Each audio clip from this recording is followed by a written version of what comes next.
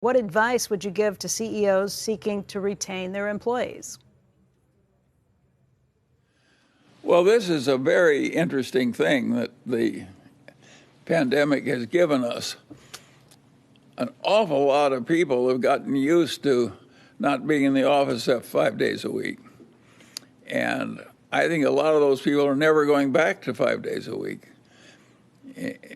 It's amazing the percentage of the people in computer science that don't want to be in the office for a normal life.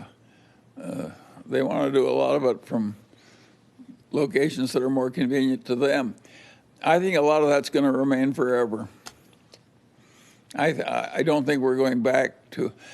I don't think the average corporation is going to fly its directors around so they can sit at the same table for every meeting of the year. Maybe they'll have 2 meetings where the directors are together. By the way, Berkshire's directors have done that forever.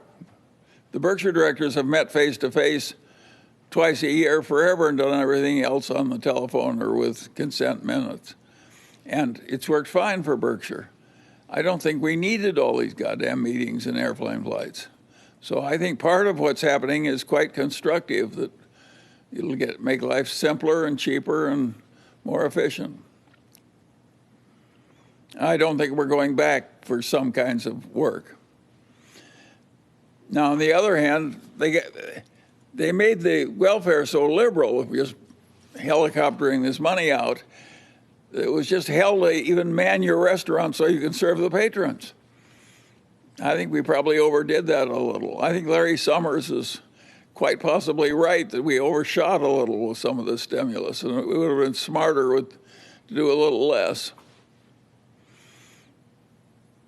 If you stop to think about it,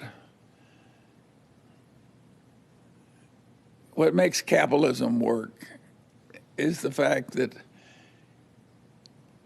if you're an able-bodied young person, if you refuse to work, you suffer a fair amount of agony. And it's because of that agony that this whole economic system works. And so the only effective economies that we've had that brought us modernity and the prosperity we now have, they imposed a lot of hardship on young people who didn't want to work. You take away all the hardship and say you can stay home and get more than you'll get if you come to work, it's quite disruptive to an economic system like ours. The next time we do this, I don't think we ought to be quite so liberal.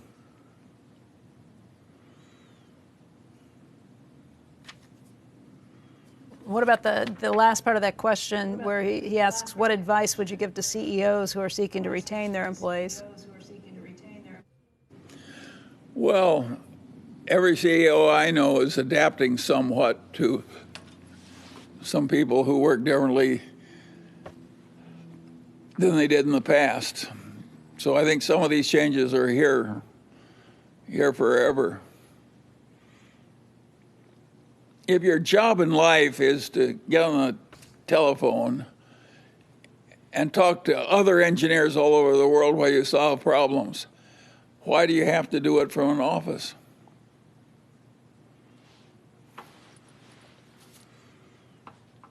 So I think, and the commutes get harder and harder with more traffic, and it's harder and harder to handle more traffic and more people. It may be a good thing that more people are going to commute less.